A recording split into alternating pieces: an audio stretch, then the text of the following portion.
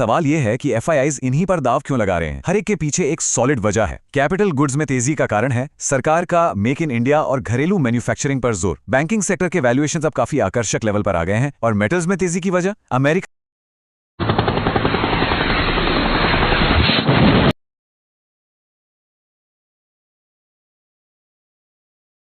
Market में जो 1200 point की गिरावट आई है उससे पैनिक हो रहा है। तो सुनिए, अभी रुक जाइए।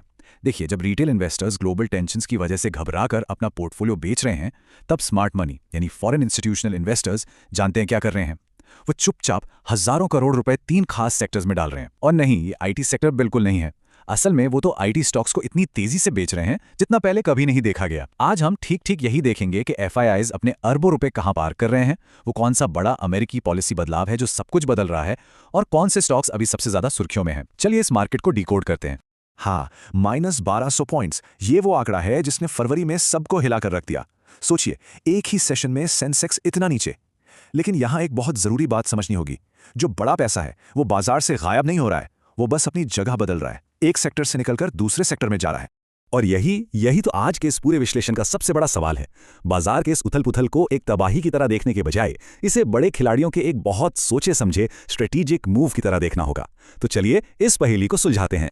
तो चलिए कहानी की शुरुआत उस सेक्टर से करते हैं जहां सबसे ज्यादा भगदड़ मची हुई है, और वो कोई और नहीं बल्कि इंडिया का सबसे पसंदीदा रहा आईटी सेक्टर है। इस आंकड़े पर जरा गौर कीजिए। 11,000 करोड़ रुपए सिर्फ एक महीने के अंदर विदेशी संस्थागत निवेशकों ने भारतीय आईटी सेक्टर से इतनी बड़ी रकम निकाल ली। ये कोई छोटी मोटी बात नहीं है, ये बाजार को एक बहुत साफ संकेत दे रहा है। तो सवाल यह है कि आखिर इतनी बड़ी बिकवाली हो क्यों रही है? जवाब एक टेक्नोलॉजी में छिपा है, जेनरेटिव एआई। विदेशी निवेशकों को एक डर सता रहा है कि ये नए ऑटोनॉमस एआई टूल्स भारत के दशकों पुराने सॉफ्टवेयर आउटसोर्सिंग के पूरे बिजनेस मॉडल को ही खत्म कर सकते हैं, और बस इसी डर ने उन्हें बेचने पर मजबूर कर दिया है। और इसका असर तो स्टॉक्स पर साफ दिख रहा है। विप्रो और एलटी माइंट्री जैसे बड़े नामों में लगभग 20% तक की भारी गिरावट आ चुकी है, और टीसीएस, एचसीएल टेक महिंद्रा जैसे दिग्गज भी जबरदस्त बिकवाली के दबाव में हैं। लेकिन यहां पर ना कहानी में एक ट्विस्ट है। इसके दो पहलू हैं। जो शॉर्ट टर्म ट्रेडर्स हैं उनके लिए ये सेक्टर एक गिरते हुए चाकू जैसा है जिसे पकड़ना बहुत ज्यादा रिस्की हो सकता है। लेकिन वहीं दूसरी तरफ जो लंबी अवधि के निवेशक हैं उनके लिए इन्फोसिस जैसी कंपनियों का वैल्यूएशन 12 साल के सबसे निचले स्तर पर आ गया है, जो घरेलू म्यूचुअल फंड्स को खरीदारी का एक बहुत ही रेयर मौका दे रहा है। तो आईटी से पैसा निकल रहा है, ये तो एकदम साफ हो गया। पर अब आते हैं इस विश्लेषण के सबसे दिलचस्प हिस्से पर। आखिर यह पैसा जा कहां रहा है? एफआईआईज किन सेक्टर्स पर अपना दाव लगा रहे हैं? तो ये देखिए, पूरी कहानी आपके सामने है। एफआईआईज का पैसा 3 खास जगहों पर जा रहा है। नंबर 1 पर है कैपिटल गुड्स, जहां 8,000 करोड़ से ज्यादा का निवेश हुआ है। दूसरे नंबर पर है बैंकिंग और फाइनेंशियल सेक्टर, जहां 6,000 करोड़ से ज्यादा आए। और तीसरा है मेटल्स और माइनिंग, जिसमें भी जबरदस्त दिलचस्पी देखने को मिल रही है।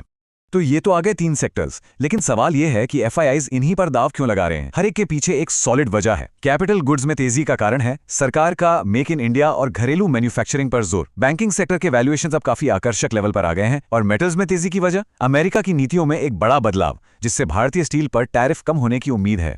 और इसका एक बिल्कुल ताजा उदाहरण देखना है तो भेल को देखिए। कंपनी को हाल ही में हिंडाल्को से एक बहुत बड़ा ऑर्डर मिला है। ये खबर कैपिटल गुड्स सेक्टर में बढ़ती हुई रफ्तार को साफ दिखाती है और निवेशकों का भरोसा और भी मजबूत कर रही है। चलिए अब थोड़ा जूम आउट करते हैं और उन बड़े ग्लोबल और घरेलू इवेंट्स को समझते हैं जिनकी वजह से फरवरी का महीना बाजार के लिए एक रोलर कोस्टर राइड जैसा रहा।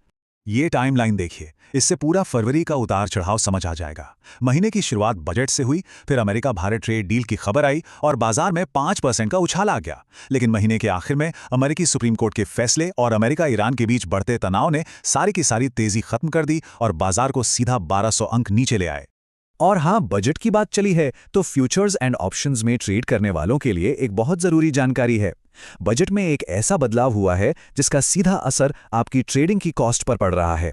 1 फरवरी के बजट में सिक्योरिटीज ट्रांजैक्शन टैक्स यानी एसटीटी बढ़ा दिया गया है।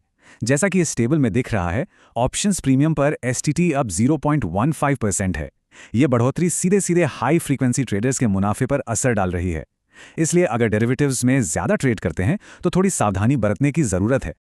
अच्छा, अब एक बोनस सेगमेंट। इस पूरे निराशा भरे माहौल के बीच भी एक कंपनी ऐसी है जो बहुत ही मजबूत पॉजिटिव मोमेंटम दिखा रही है और जो हर किसी के रडार पर होनी चाहिए। और वो स्टॉक है महिंद्रा एंड महिंद्रा। सोचिए, जब पूरी दुनिया में मंदी और स्लोडाउन की बातें हो रही हैं, तब इस कंपनी ने अपना अब तक का सबसे बड़ा एक्सपोर्ट ऑर्डर हासिल किया है। ये खबर बाजार की सोच के बिल्कुल उलट है और स्टॉक को एक जबरदस्त मोमेंटम दे रही है। तो अंत में हम वापस उसी सवाल पर आते हैं जिसने बाजार में इतनी हलचल मचा रखी है। आईटी सेक्टर, जो आज इतनी भारी बिकवाली झेल रहा है, क्या वो सच में एक गिरता हुआ चाकू है जिससे दूर रहना चाहिए? या फिर क्या ये गिरावट लंबी अवधि के निवेशकों के लिए दशकों में एक बार मिलने वाला खरीदारी का मौका, एक जनरेशनल अपॉर्चुनिटी पेश कर रही है? इसका जवाब हर किसी की अपनी निवेश की रणनीति तय करेगी।